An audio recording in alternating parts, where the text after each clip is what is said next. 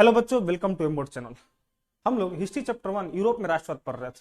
आज की क्लास में हम लोग पढ़ने वाले हैं जर्मनी का एकीकरण, और बहुत ही बेहतरीन तरीका से पढ़ रहे हैं हम लोग। अगर 4-5 वीडियो देखते आ रहे हैं आप लोग तो देखिएगा, एक एक चीज पर डिटेल आपको बता दिया जा रहा है और हम हट जाएंगे, आप लोग लिख भी लीजिएगा। और आप लोग विश्वास मानिए कि मेरे से पढ़ने के बाद आपका एग्जाम में यदि सोशल साइंस का 80 में 80 नंबर का प्रश्न पत्र नहीं बनता तो आप जो कमेंट करना चाहेंगे वो कर लीजिएगा, लेकिन आप 4-5 वीडियो पढ़िए, उसके बाद क्वेश्चन बना करके देखिएगा। नहीं बनेगा तो फिर आप जो कहेंगे वो मानने को हम तैयार हैं। जर्मनी का एकीकरण हम लोग आज पढ़ेंगे। सबसे पहले समझिए इस बात को कि एकीकरण क्या है। ठीक है, कई बार बता दिए, लेकिन इसमें भी आप समझ लीजिए, शासन को पूरे शासन को एक सत्ता के अधीन लाना है ना, अर्थात उसको एक राष्ट्र में बदल देना एकीकरण कहलाता है।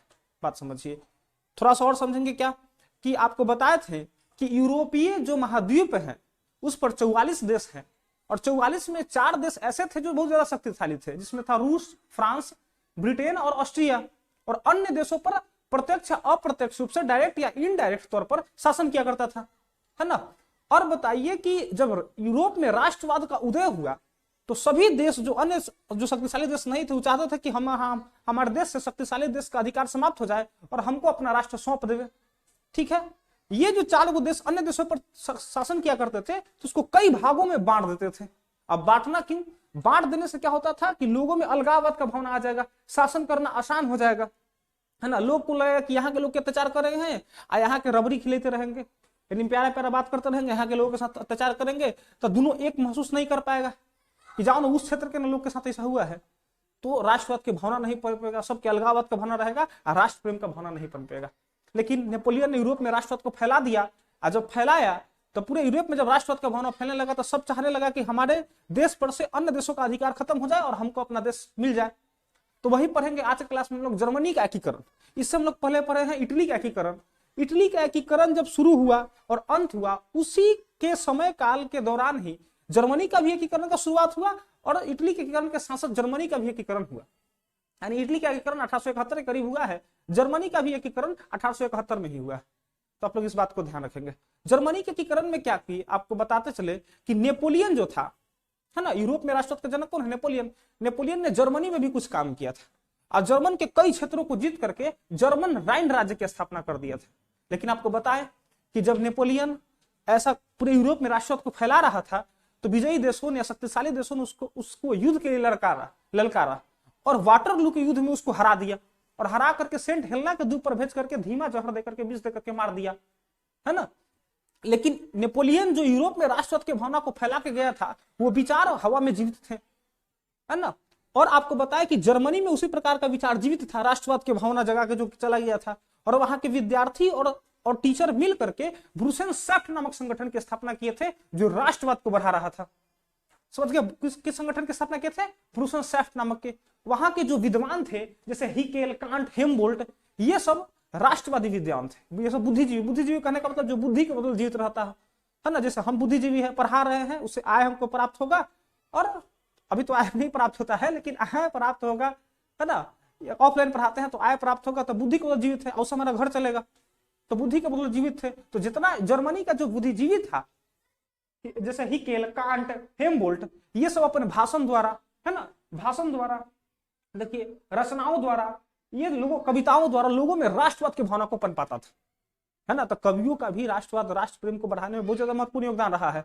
हमारे यहाँ दिनकर जी, है ना, ये दिनकर जी और रविन्द्रनाथ टैगोर, ये सब कवि थे। ये सब युद्ध नहीं करते थे, इनका कलम युद्ध करता था। कलम से इतना बढ़िया बढ़िया कविता लिखते थे, राष्ट्र के प्रेम को जगा देता था लोग जब पढ़ता था तो, और उसमें राष्ट्रवाद की भावना बढ़ जाता था। तो ये सब जो बुद्धिजीवी थे, हिकेल, कांट, हेमबोल्ट, ये सब जर्मनी में राष्ट्रवाद को बढ़ाने का काम किया। नेपोलियन तो मारा गया, लेकिन ये सब राष्ट्रवाद को भावना को जीवित रखा। शिक्षकों और विद्यार्थियों ने ब्रुसेनशाफ्ट की स्थापना किया था, और व्यापारी सब मिल करके व्यापार में अन्याय नहीं कर पाए। जो विदेशी हम पर शासन कर रहे हैं वो अगर व्यापार करे, हमसे अन्याय नहीं हो पाए, इसके लिए जाल्बेरिन नाम की एक संस्था का गठन किया था। तो व्यापारियों की एक संस्था थी जाल्बेरिन, और उसके द्वारा राष्ट्रवाद बढ़ता गया। अब जर्मनी का एकीकरण अभी तक नहीं हुआ था, लेकिन राष्ट्रवाद लगातार बढ़ते जा रहा था। लेकिन एक समय आया, उस समय विलियम प्रथम नाम का एक व्यक्ति जर्मन का शासक बना। कहां का शासक बना? विलियम प्रथम नाम का व्यक्ति जर्मन का जब शासक बना तो उसने अपना प्रधानमंत्री बिस्मार्क को बनाया। किसको बनाया? बिस्मार्क। और दोनों के दोनों कट्टर राष्ट्रवादी है ना। कट्टर राष्ट्रवादी कहने का मतलब एगो राष्ट्रवादी होता है, कट्टर राष्ट्रवादी का मतलब क्या होता है? राष्ट्रवादी मतलब राष्ट्र से प्रेम करने वाला। और कट्टर राष्ट्रवादी का मतलब होता है जो अपन निजी हित को भी भूल जाए, जो मूल हित है ना। हम भूखे मर जाएंगे लेकिन राष्ट्र पर कोई आंच नहीं आएगा, इसको कहते हैं कट्टर राष्ट्रवादी। तो ये दोनों कट्टर राष्ट्रवादी था, विलियम प्रथम और उसने जो अपना प्रधानमंत्री बनाया था बिस्मार्क को, दोनों कट्टर राष्ट्रवादी था। और बिस्मार्क को कहा कि जाइए आप, जो आपको चाहिए सैनिक सहायता पैसा हम देंगे, आप कैसे भी कर करके जर्मनी का एकीकरण कर दीजिए ताकि हमारा नाम सुनहरा अक्षर में इतिहास में छप जाए। और छप भी गया। अब बिस्मार्क ने एकीकरण कर भी दिया। लेकिन उससे पहले हम लोग जानेंगे कि बिस्मार्क जब एकीकरण करने निकलना जर्मनी का, तो उसको क्या क्या कठिनाई हुआ, जर्मन के एकीकरण करने में क्या क्या दिक्कत आ रही थी। तो आपको बताया कि जब उस पर शासन किया करता था शक्तिशाली देश, तो जर्मनी को कई भागों में बांट दिया था। लगभग 300 से भी अधिक छोटे बड़े भागों में बांट दिया गया था। अब समझ लीजिए 300 से छोटा बड़े भागों में बांट दिया गया था। सबको जुटाना है, जुटा करके एक राष्ट्र का निर्माण करना है और 300 क्षेत्र का एगो शासन के अधीन लाना है, एकीकरण करना है। बहुत मुश्किल था। तो सबसे बड़ा जर्मन के एकीकरण में बाधा क्या थे कि 300 छोटे बड़े राज्यों में बटा होना। और आपको बताते हैं उत्तर जो जर्मनी था, दक्षिण जर्मनी के अगर जैसे उत्तरी भारत दक्षिण भारत आप लोग जानते हैं ना, उसी प्रकार उत्तर जो जर्मनी था, दक्षिण जो जर्मनी था, उत्तरी दक्षिणी जर्मनी। देखिए ये हमारा जर्मनी है, मान लीजिए ये जर्मनी है, बहुत छोटा छोटा 300 लगभग छोटे बड़े भागों में बटा हुआ। अब देखिए जो उत्तरी जर्मनी है, ऐसे को रेखा के देते ये ऊपर, ये जो हो गया नॉर्थ वाला भाग हो गया, ये साउथ वाला भाग हो गया, दक्षिण वाला। अब ये दोनों धार्मिक आधार पर भी बटे हुए थे, है तो दोनों थे, है तो पूरा जर्मनी ईसाई वाला। लेकिन इसमें उत्तरी जो जर्मनी के लोग थे, वो प्रोटेस्टेंट मत को मानते थे, और दक्षिणी जर्मनी का जो लोग थे वो कैथोलिक मत को मानते थे। अब ये प्रोटेस्टेंट मत और कैथोलिक मत क्या होता है? तो देखो ईसाई में दो विचारधारा के समाज है तो बहुत सारा विचारधारा के, लेकिन मुख्य रूप से दो विचारधारा के समाज है।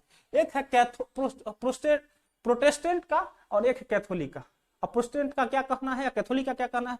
कैथोलिक मत वाला जो लोग है वो बाइबल को भी मानते हैं, ईसा मसीह को भी मानते हैं, लेकिन ये चर्च को भी मानते हैं, पोप को भी मानते हैं। जो ईसाई जगत का प्रधान होता है पोप, उसकी बात को भी मानते हैं।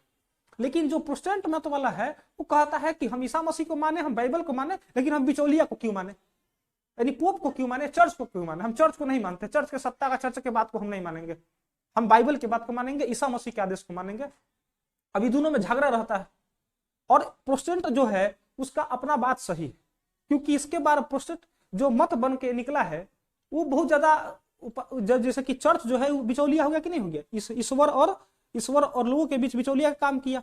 तो ये क्या किया था, इसके बारे में मार्टिन लूथर, आप हिस्ट्री चैप्टर 8 पढ़ेंगे तो उसमें हम आपको पढ़ाएंगे।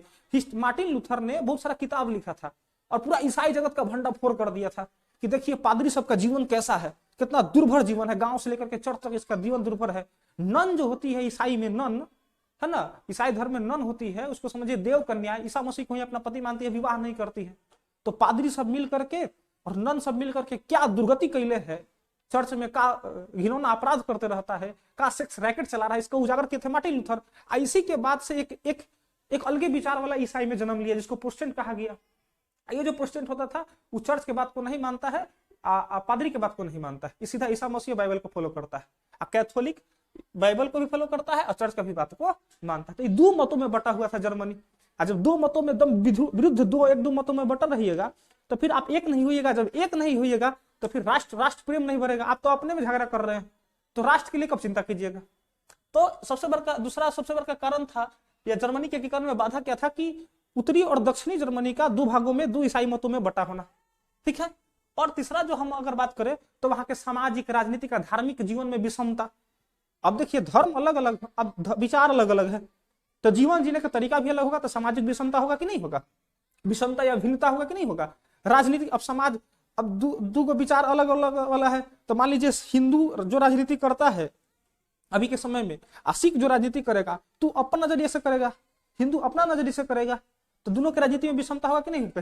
हिंदू का कोई राजनीति करेगा तो हिंदू समाज के भलाई के लिए सोचेगा, है ना, होना भी चाहिए।